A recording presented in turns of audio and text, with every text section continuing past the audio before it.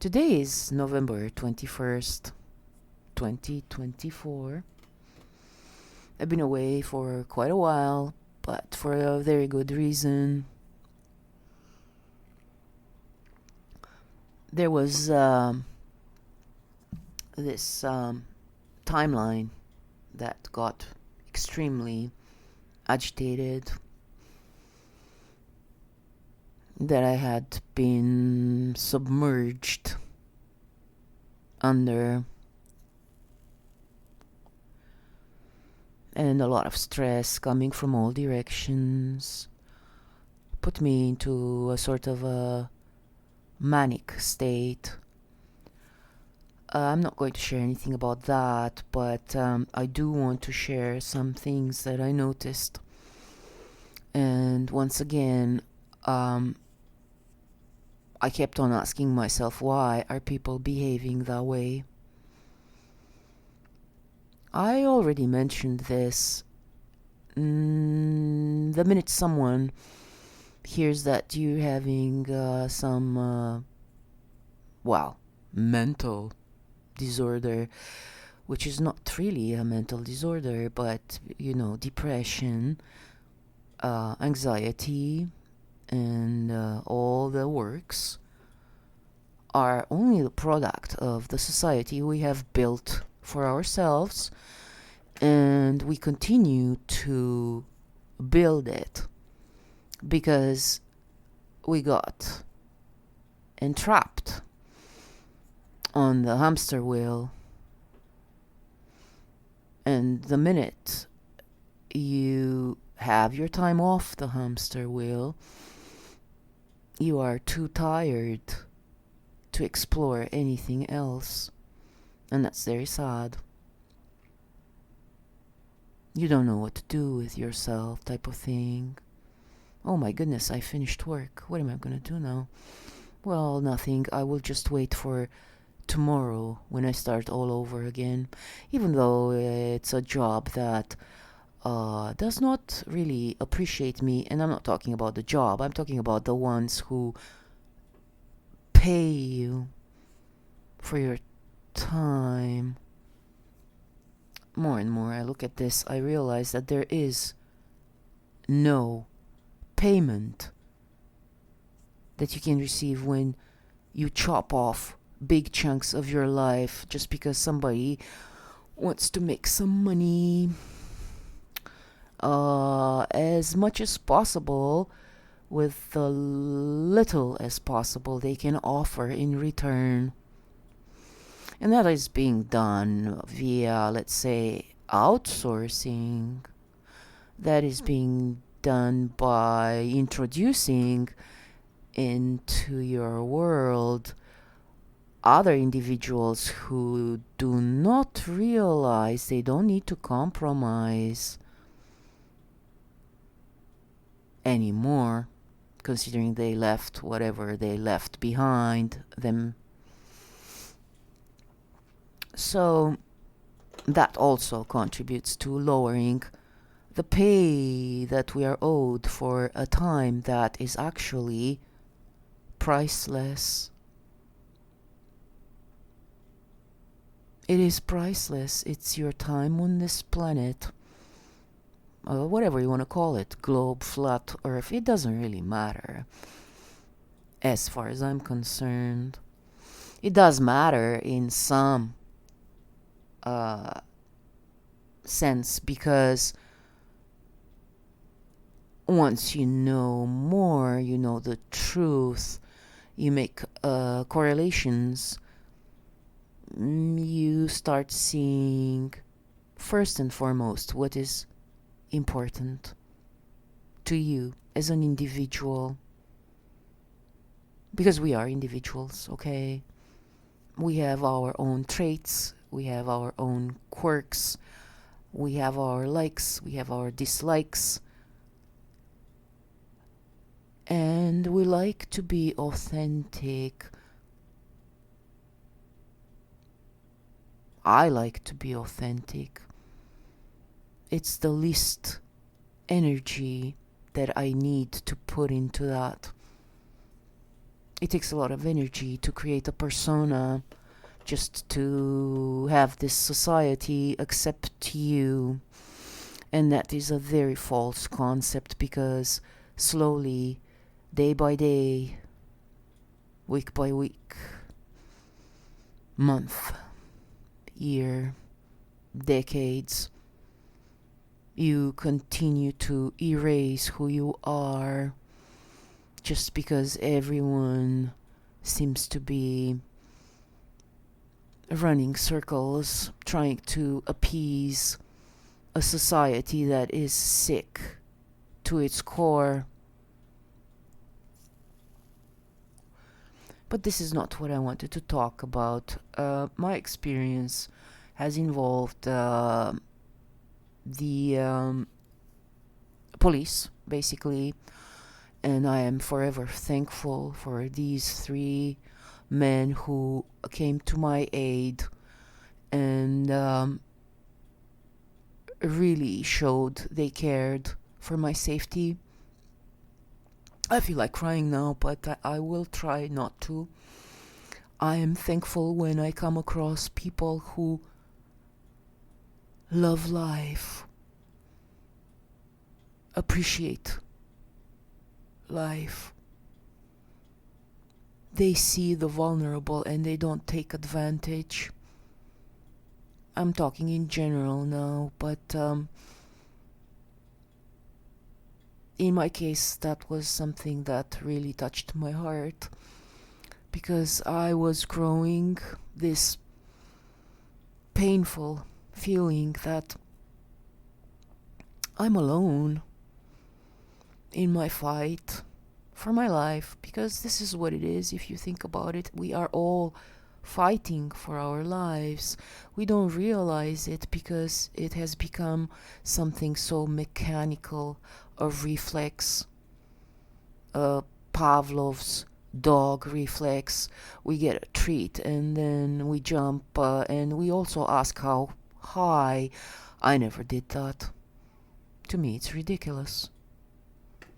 The whole concept with being offered a treat and as compensation or recompensation, no matter how you say that, I'm still very backed up on my sleep. But I am very thankful for these gentlemen, because not only that they wear a uniform, they wear it good, in truth, in integrity.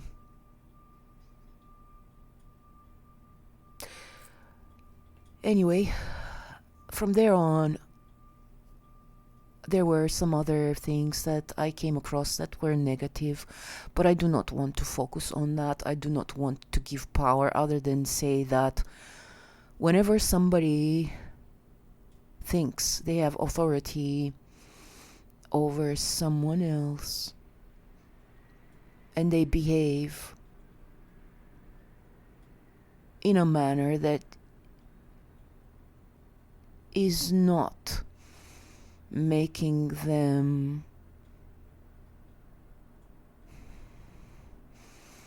I want to be very careful how I phrase this, so sorry for being slow in expressing myself.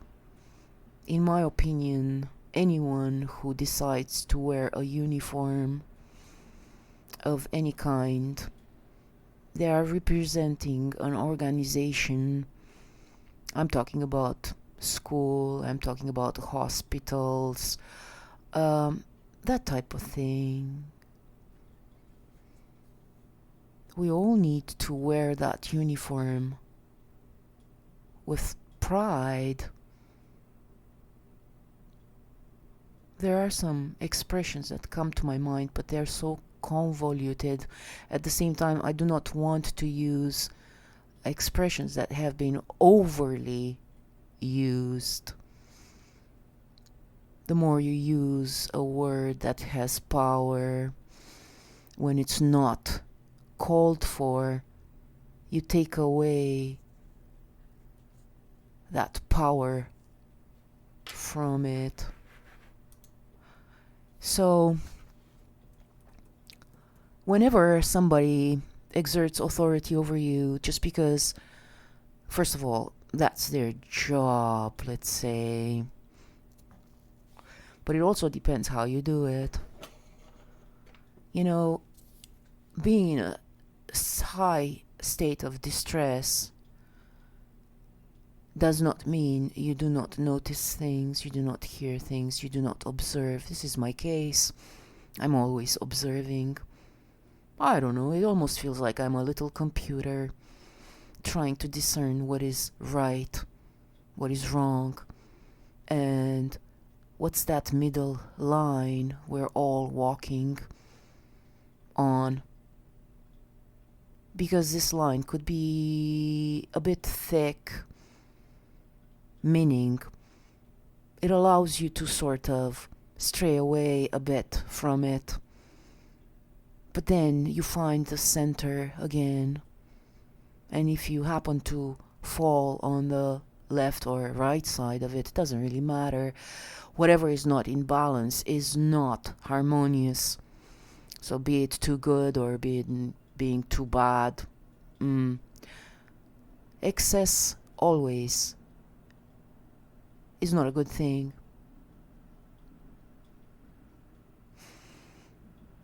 So in my state of distress, I've noticed how people are being manhandled.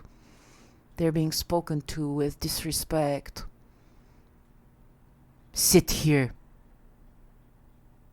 For instance, stay there. I do not accept anyone to talk to me like that. And that's for the simple reason because I don't do that to anyone, and no one should be doing that to anyone, as far as I'm concerned. You can still apply education, training, a teaching without being vile, without being disrespectful. Because if we approach things from a state of hate or, don't know, overly disgusted with that person who's in need of help, and a certain someone perceives it as a weakness they can exploit, or simply you're not worthy of their time. I don't know. What is it worthy of your time when you're doing a job you're getting paid for, and it is a job you actually chose for yourself? In all my jobs that I had in, I don't know, decades, I always approached it from the best place in my heart, meaning I wanted to do the best that I can, find the best ways possible not to waste energy,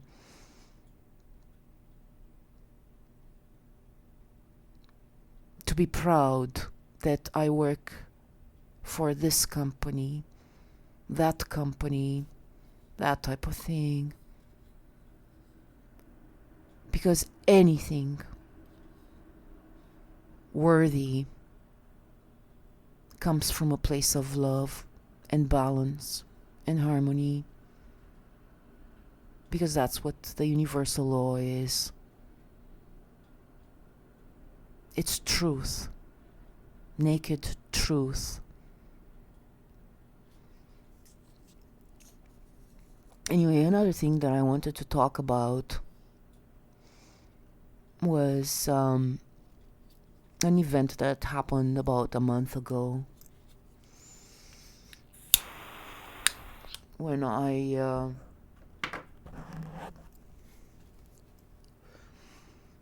walked by this place that, I don't know, a fortune palm reading type of thing. I've been seeing little cards, little posters and messages for years. I've been walking past them for years. And because I am very interested in divination, I find that divination is, when used well, love is magic. So if you have love in your heart, automatically you're a magical creature. And you're able of doing magical things without disturbing the balance, without demeaning anyone, anything, any soul, any object. We have to have respect for everything surrounding us. We're going downhill because we stopped respecting everything around us. The crickets, the birds, the insects.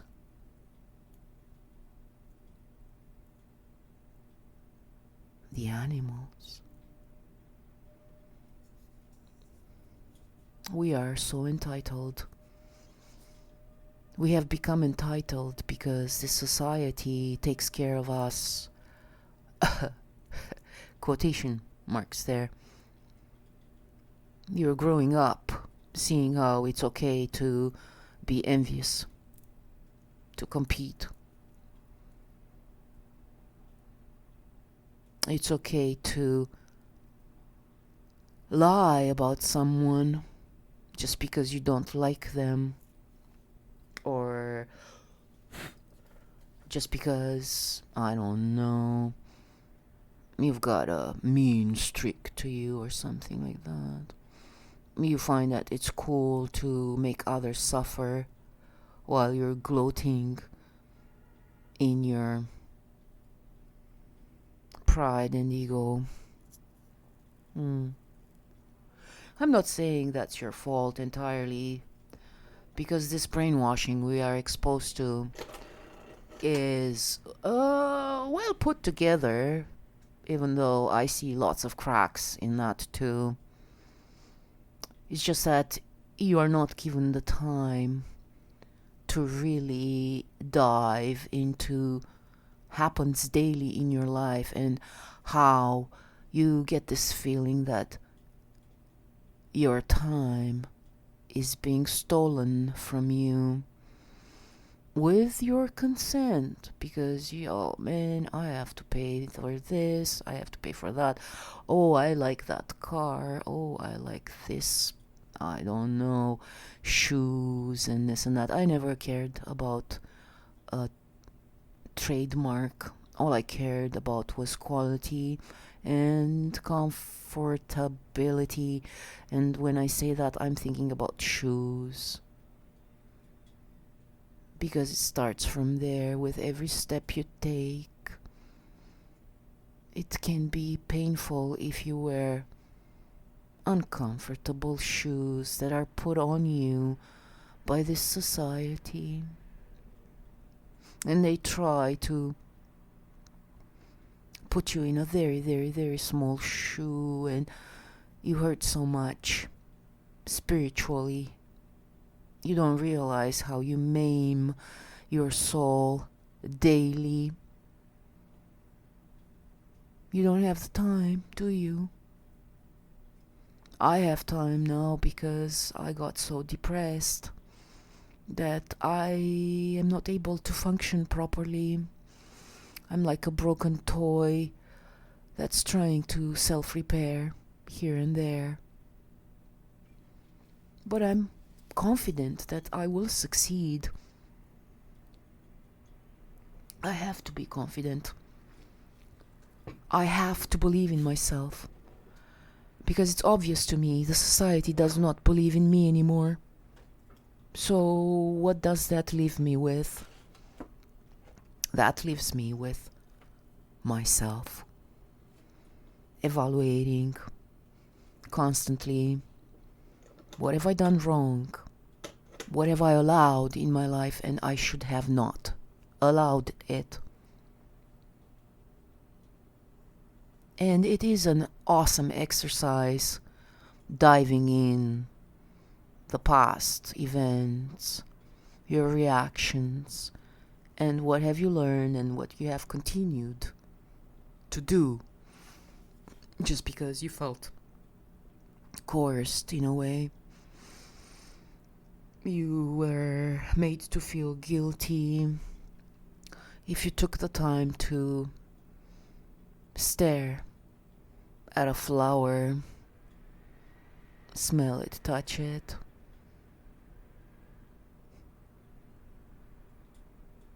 There's so much beauty all around us. And unfortunately, we do not stop anymore to enjoy that. I may be wrong, please correct me if I'm wrong. Or maybe I'm not wrong, I'm partially right. I don't know, it doesn't matter. What matters is we all find a common ground where we coexist in peace.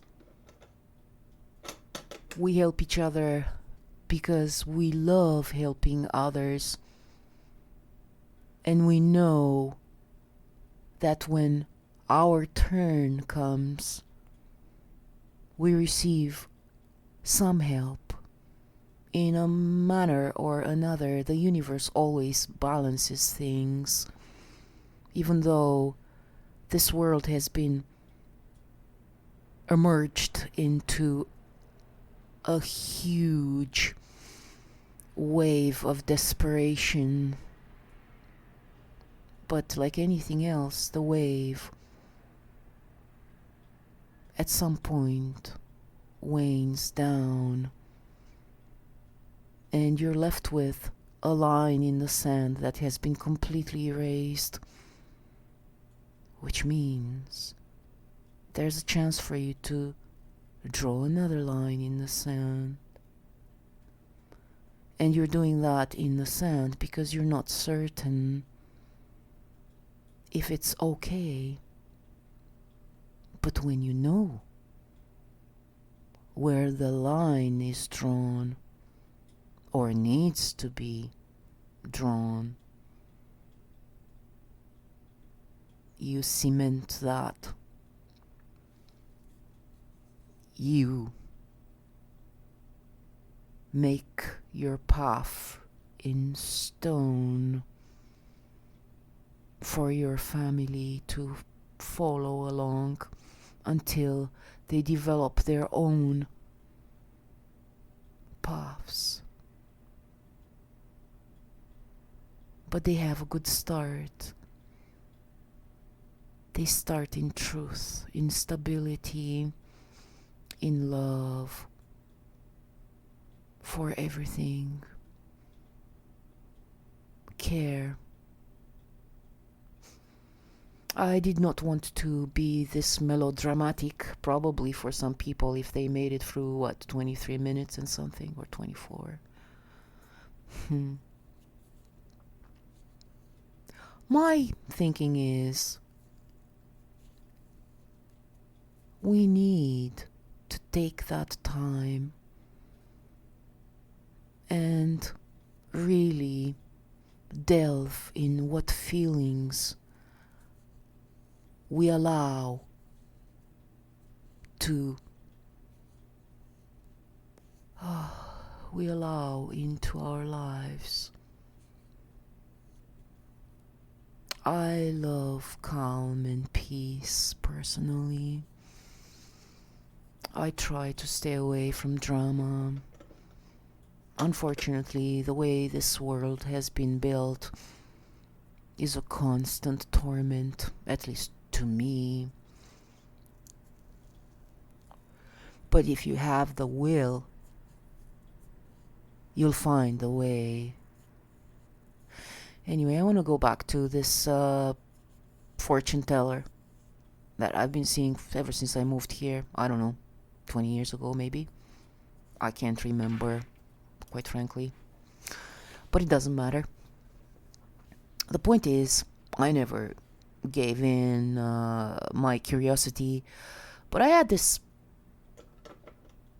urge because this man, gave me the little card, and because I am into fortune telling, I said I'm gonna give him a chance. Not that I had a lot of money, but you have some money to do something with it. I choose to use my money to learn things, to help with my health, with my, I've got therapy shopping, which I have to curb severely now.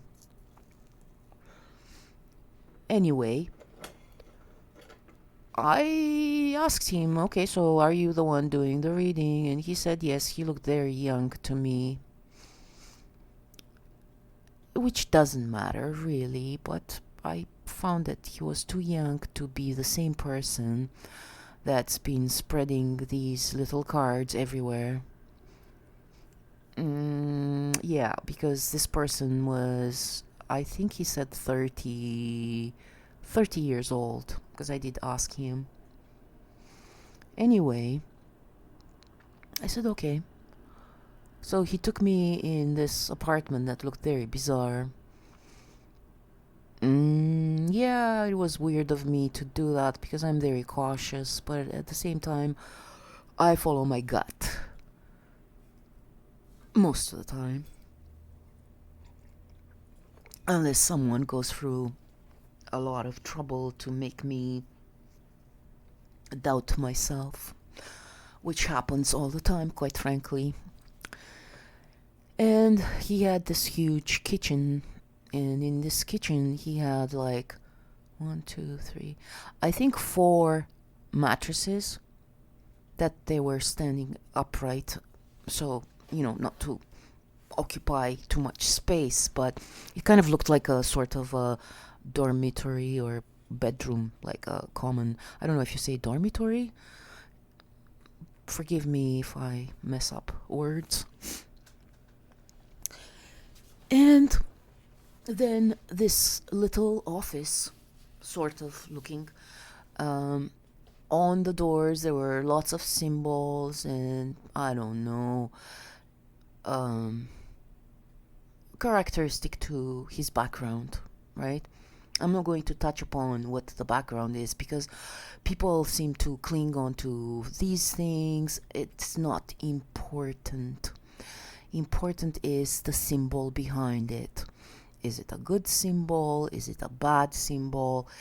It is what you make it to be, right? Anyway, his little office was very dark, like pretty dark, and had lots of posters and tapestry, again going with his background. And he said, okay, give me your hand. And I asked him because I sort of know how this is done. And I said, which one do you want? The left one or the right one? And he said it didn't matter, but then he went for my left hand, which was a good choice because that's how you should be doing it, especially if a person is a right-handed person, right? And I'm not really sure what he saw because, like I said, the light was very, very poor. Or he had really good vision, I don't know. In my opinion, had nothing to do with anything other than put you in a state of mystery with a tinge of danger. His wife was there and she was pregnant. She probably isn't pregnant anymore because she was supposedly scheduled to deliver soon. Any day now, they said. It was a very pretty little girl. She looked very young to me. That's besides the point. I'm just saying. Anyway, that made me feel more at ease, seeing a pregnant woman there. And they said they had two other kids. This would have been their third. And I asked, because I'm curious. I asked, is this going to be a boy, a girl, do you know? And they said, yes, a boy. And I also asked if they already thought about a name. And I can't remember what they said. I have a feeling they said that they're still thinking, or they will decide when the boy arrives. Yes, that's what it was. They did not choose a name. I don't know. I'm being judgmental here, but if I were to expect a child, I would constantly talk to that little being growing inside of me. Anyway, I never had children. I'm not going to have any children, that's for sure. And he proceeded to look at my hand and ask me my date of birth, asked me my favorite number, and I said, oh, you want to see what sign I am? In my innocence, that's what I thought he was doing, but no. Later on, I figured out it was part of the scam, because all this was a scam. Sorry, it took me so long to arrive to that important point. But I'm building up to it, and if you have patience, you're going to listen. If not, you're welcome to, disconnect. So, we had an exchange. I was in a very weird state because I was coming back from my doctor's office, and there was this anxiety that I had. I usually have anxiety when I need to see a doctor, or especially when it comes to doctors. I don't know why. Maybe because I lost my trust in some of them early on in life, and I try to assess when somebody tells me something, if it is driving, if it's in tandem with me, with what I feel, what I think. Because in this society, it looks like everything is applied like we are all the same, and we are not. Some people have allergies. Some people have allergies to something that others don't have allergies, and so on. My point is that we are not the same. We are alike, but we are not the same. Just because we have two eyes, two nostrils, a mouth, two legs, two arms and palms and fingers, that doesn't mean we are the same. And case in point is the fingerprints, right? The fingerprints are unique, right? Anyway, it turns out that this gentleman, and I do use the term loosely, was a crook. He did pull some seashells. I forgot what they're called. They were very cute, and I am very artistic, so yeah, I was drawn to that. And he said that I need to hold them, sort of shake them, and drop them. I'll put some pictures if I remember. And I liked the noise they were making. I liked the texture, the feeling of them. And I said, oh my, I would really love to get some of these And then, of course, I counted them. He had 9. And then I commented that it makes sense to have 9. And I explained why. And he said, "Oh, you know so many things. How do you know these things?" And I said, "I don't know. I just know them. You know, you constantly store information in your brain. And this information comes to the surface sometimes when you actually need it. And it makes sense to be that way because we live in a society that is overwhelming us with information and not quality information." I realize that this is very subjective. Everybody perceives information in a different way. Ideally, for the ones who propagate this information, they want us to absorb it in the same way, which we don't. We have a perception of things that are customized with what we're used to and what we're surrounded with, etc. Anyway, he said that he got them from India and they're very expensive and hard to come across those things. And I asked him, "Okay, so how much does it cost?" And he goes, "Well, one is $1." And then he corrected himself and he said $100 per each. So you had $900 right there in your hand, shaking it. I am so sorry, but this is hilarious. Now that I think about it, it's hilarious. Anywho, and then I said, "Oh, wow, that is expensive."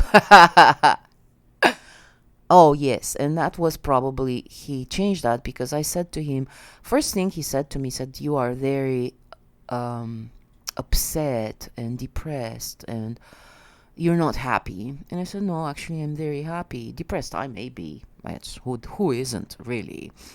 Let's face it."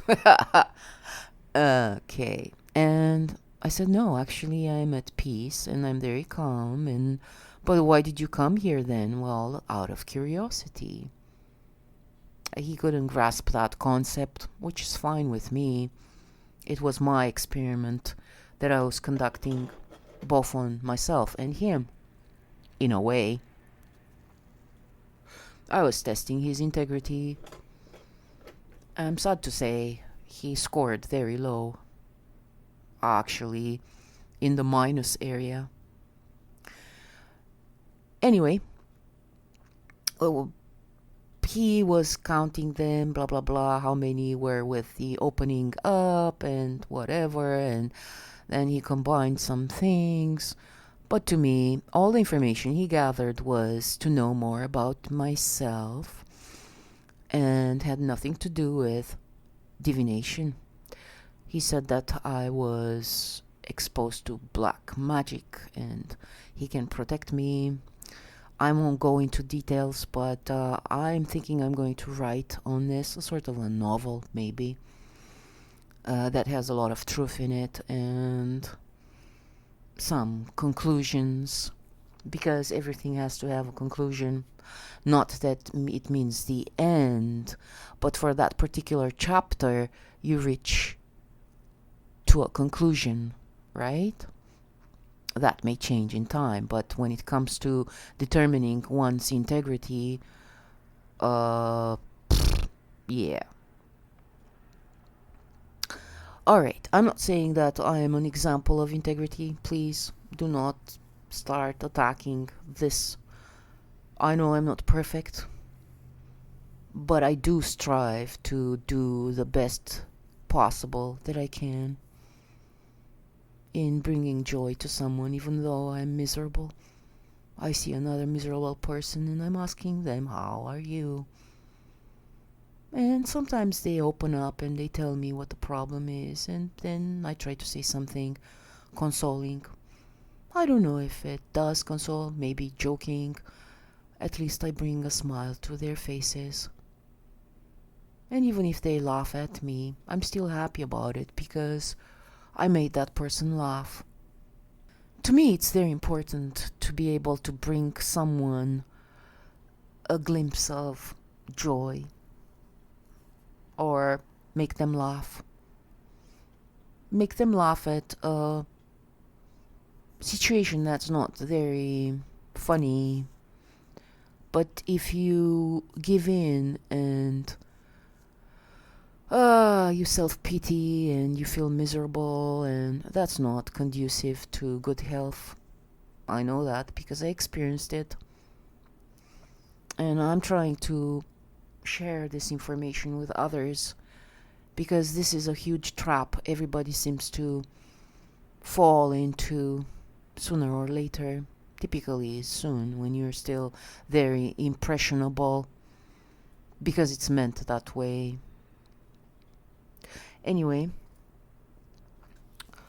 while I was leaving the place, I said, you know what? At least I had a discussion with this person who claims they've been doing this for generations. And I was thinking to myself, wow, you've been crooks for generations. Maybe one of you down the line, long time ago, they actually professed the proper divination, but then it became a way of making a buck. The main idea was that he can help me protect me from this black magic done on me. And he had these things. So basically, I paid $20 for this exercise experience. I don't regret I spent $20. I needed to, because it's been nagging at me for years since I moved here. And then, while I was going, I said, you know what? I'm going to make a blanket for you, for your baby. I told them, to him and his wife. And I said, I hope you're okay if it is a bit out of ordinary, because I like the star-shaped blanket for babies, because they're little stars. I guess that's why I like the star-shaped blanket. Anyway, again, it was something to do with a Sunday, I think. I might be wrong. But they were having a son, and Sunday. I don't recall the details, to be honest with you. So I proceeded to make that. So I gave myself 3 days to make it. And I did use a very interesting color combination based on the yarn I have in my home. I have so much yarn here, I could be knitting for a couple of years easy. Or maybe not, it depends on the time I have, if my hands do not hurt, that type of thing. So I went to that location with a blanket, and his wife was outside spreading the little cards, promoting her husband's work. And I sat down next to her on this fence built around a tree, and I said, hey, I made you the blanket. And I handed it to her, and she had absolutely no curiosity to look inside and see what I made for her and for her son. That kind of hurt me. So I said to her, I just remembered I did not take a picture of it. I like to take pictures of the stuff I hand out. Plus, I loved the color combination, and I was thinking I'm going to make another one to have it on standby for another beautiful star child being brought to this world willy-nilly. So I proceeded to take it out of the bag. It was a white plastic bag. I didn't buy a nice gift bag for that. Because that would end in garbage anyway, right? Or recycled. I don't know. And I asked her if she could take a picture and email it to me. She spoke very little English. So I gave up on that. I showed her the blanket. She was like, huh. I don't know. She didn't look too thrilled about it, to be honest. And it was okay, right? And then, I don't know, I sat down a bit more with her, like a few minutes, 2 minutes, 3 minutes. And then all of a sudden, she says to me, do you have $10? And I'm like, what? I'm sorry, what did you say? And she goes, do you have $10 or $5? And I looked at her and I said, I gave you something that is a lot more valuable than $5 or $10, which I don't have on me, nor would I have given her that. It felt like a slap in my face, considering that she was wearing 24 karat gold. I think that's what I would say. I think so. In her ears and at her neck. And I was thinking, this woman is asking me, someone on disability, who made a blanket for her incoming child, and she was more interested in getting $5 or $10 from me. So I learned another lesson. Again. I do not like when things coming from my heart are being degraded like that. She was young. I guess she was taught what to say and how to ask for money without any sense of shame. I'm sorry, I'm being judgmental, but if you are wearing 24 karat gold on you, asking for money from someone who doesn't have that, and I don't care for it either, don't get me wrong, it was bad taste. Anyway, I've been rambling for 47 minutes. I hope you thought of speeding up. YouTube does have that feature. What's the moral? I guess it's be careful how you spend your energy, who you spend it with. Because if you're not appreciated, that means you are wasting your life essence with someone undeserving of it. I love you all. Take care.